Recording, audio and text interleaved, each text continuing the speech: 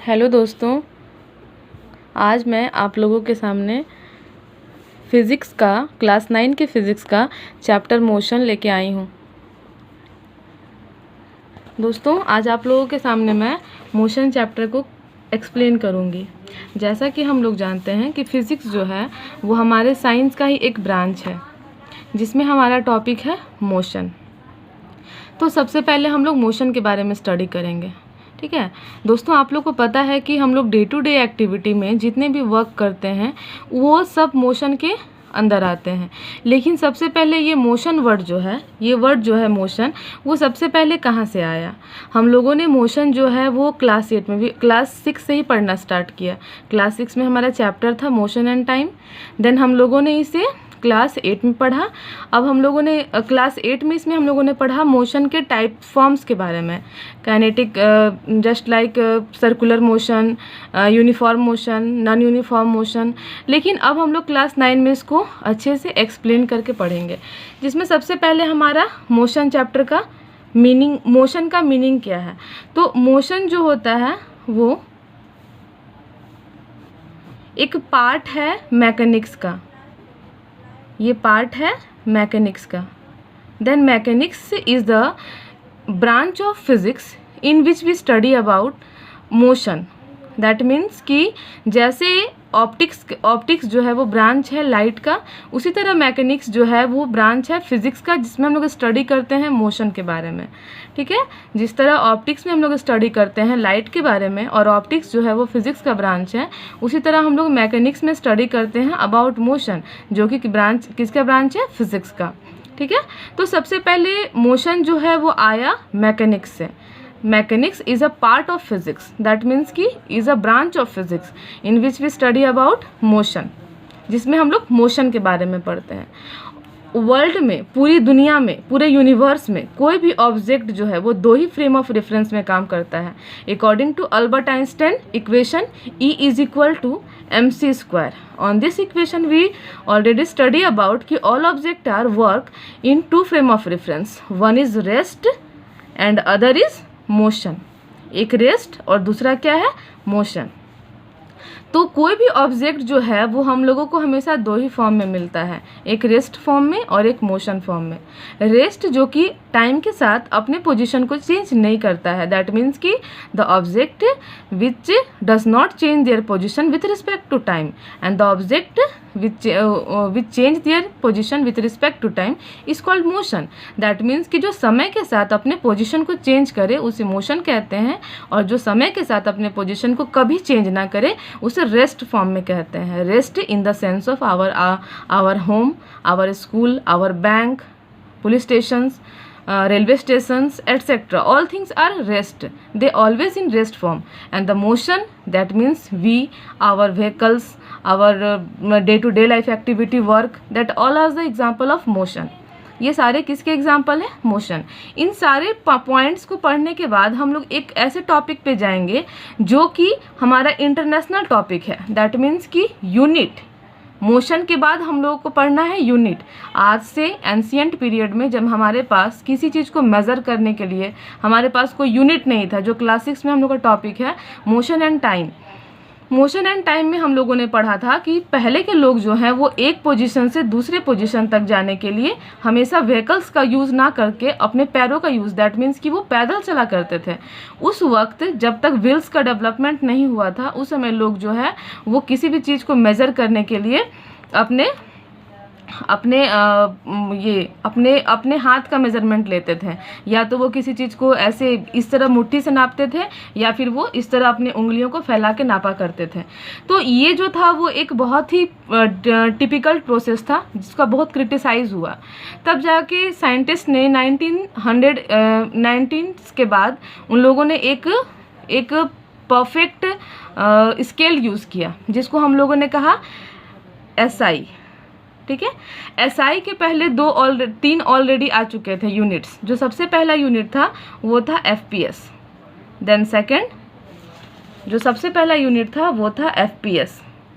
Then second CGS and third MKS। Now we explain about what is this all form. FPS means foot, P stand for pound, S stand for second. That means कि ancient period में हम लोग किसी भी चीज़ के measurement के लिए हम लोग FPS प्रणाली यूज़ करते थे, FPS सिस्टम यूज़ करते थे, जिसमें किसी भी डिस्टेंस को मेज़र करने के लिए फुट यूज़ करते थे, किसी भी तरह के मास को मेज़र करने के लिए पाउंड यूज़ करते थे, और टाइम का एज यूजुअल सेकंड यूज़ करते थे। देन ये प्रणाली जो थी वो ब्रिटिश प्रणाली के रूप में डेवलप हुई। देन नाउ ये आ गया सेंटीमीटर, ग्राम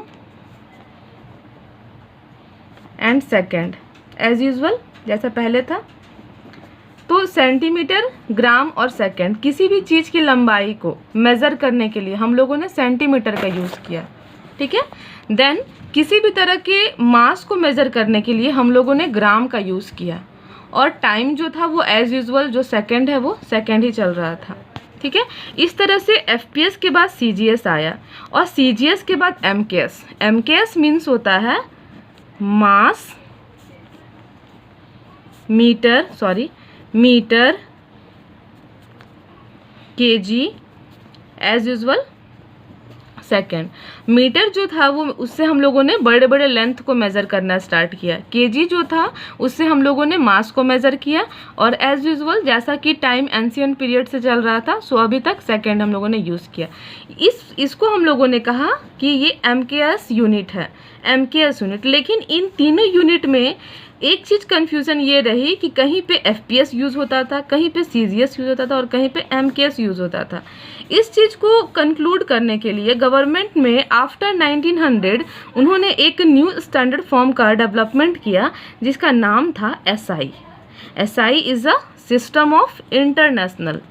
इसको क्या कहा गया? System of international. System of international के अंदर जितने भी ऑब्जेक्ट थे उनका एक स्टैंडर्ड यूनिट दिया गया, जिसमें mass that means quantity of a body, इसके लिए यूनिट दिया गया kg, यस। लेंथ, इसके लिए यूनिट दिया गया मीटर। मास, इसके लिए यूनिट दिया गया kg। सेकेंड, इसके लिए यूनिट दिया गया टाइम, इसके लिए यूनिट दिया गया सेकेंड। दैट मीन्स कि लेंथ, मास और टाइम के लिए यूनिट दिया गया metre, kg and second. And this system is known as system of international. इसे क्या कहा गया? सिस्टम ऑफ इंटरनेशनल, जो कि हम लोग अभी हर जगह यूज़ करते हैं। दैट मीन्स कि this value are used in international form. इसको हम लोग इंटरनेशनल फॉर्म पे यूज़ करते हैं। Then now we come from this topic motion. Okay, हम लोगों ने यहाँ समझा था कि कोई भी ऑब्जेक्ट जो है यूनिवर्स में टू फॉर्म में पाया जाता है, एक रेस्ट में और एक मोशन में। कोई भी ऑब्जेक्ट जो है वो दो ही फ्रेम ऑफ रेफरेंस में काम करता है। सबसे पहला फ्रेम ऑफ रेफरेंस है रेस्ट और दूसरा है मोशन। नाउ हम लोगों ने स्टडी किया था कि motion is the part of mechanics and mechanics is a part of physics, okay, and the physics is the part of science. Now class 9th के साइंस में हम लोगों ने एक न्यू टॉपिक्स का मतलब ये टॉपिक्स आपका पहले से भी था, लेकिन हम लोगों ने इसमें थोड़ा सा इसको एक्सपेंडेड फॉर्म में पढ़ने की कोशिश की है, जिसमें हमारा आता है कि फिजिक्स इज अ पार्ट, ये mechanics is a part of physics, branch of physics. Mechanics is a branch of physics in which we study about motion. इसमें हम लोगों ने किसके बारे में डिस्कस करना स्टार्ट किया? मोशन के बारे में।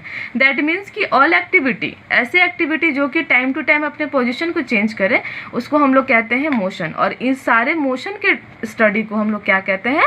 मैकेनिक्स। ओके, नाउ मैकेनिक्स में हम लोगों ने ये, इसके बाद हम लोगों ने ये पढ़ा कि किसी भी चीज़ का यूनिट होता है, ठीक है। जैसे डिस्टेंस का यूनिट होता है मीटर, इसका SI यूनिट होता है, ये डिस्टेंस जो होता है उसका SI यूनिट होता है मीटर, और डिस्प्लेसमेंट जो होता है उसका भी SI यूनिट होता है मीटर। तो अब हम लोगों ने यहाँ दो चीज़ देखा, एक डिस्टेंस और एक डिस्प्लेसमेंट। तो सबसे पहले सपोज कि वी हैव अ बॉडी, हमारे पास कोई बॉडी है जो कि रेस्ट में है, ओके। देन वो सबसे पहले यहाँ से चलना स्टार्ट किया इस डायरेक्शन में। दैट मीन्स कि सपोज कि object stand here, a person stand here, ठीक है। Then he start to walk in direction, इस डायरेक्शन में चलना स्टार्ट किया इस तरह से, देन यहाँ से वो मुड़ गया, ठीक है, फिर वो यहाँ पे पहुँच गया इस फाइनल पोजीशन पे, that is this is the initial position and this is the final position. तो डिस्टेंस किसे कहेंगे और डिस्प्लेसमेंट किसे कहेंगे? ये जो आपका चलने का फॉर्म हुआ, ये यहाँ से चलना स्टार्ट किया, यहाँ पे आते अपने डायरेक्शन को चेंज किया, देन ये फाइनल पोजीशन पे रुक गया जाके। तो इसका जो पोजीशन हुआ चलने का, उसे डिस्टेंस कौन सा है और डिस्प्लेसमेंट क्या है, ये हम लोग देखेंगे। तो डिस्टेंस आपका हो गया the total path covered by a body, ठीक है, ये जो टोटल पार्ट जिस बॉडी ने कवर किया, सपोज कि यहाँ से ये 3 किलोमीटर चला, देन यहाँ से वो फिर से 3 किलोमीटर चला, तो इसका जो डिस्टेंस हो गया, distance means total path, total length of a path covered by a body, जो टोटल पाथ कवर्ड करता है, दैट मीन्स कि 3 + 3 = 6 किलोमीटर, ये क्या हुआ, इसका टोटल पाथ हुआ। और डिस्प्लेसमेंट क्या हुआ, the shortest distance between initial to final, जो कम से कम दूरी है वो क्या हो गया, डिस्प्लेसमेंट, ठीक है। दैट मीन्स कि ये डिस्प्लेसमेंट और ये क्या हो गया, डिस्टेंस। डिस्टेंस मतलब जो टोटल पाथ का लेंथ हुआ, और डिस्प्लेसमेंट मतलब the shortest distance between initial to final, initial से फाइनल का शॉर्टेस्ट डिस्टेंस।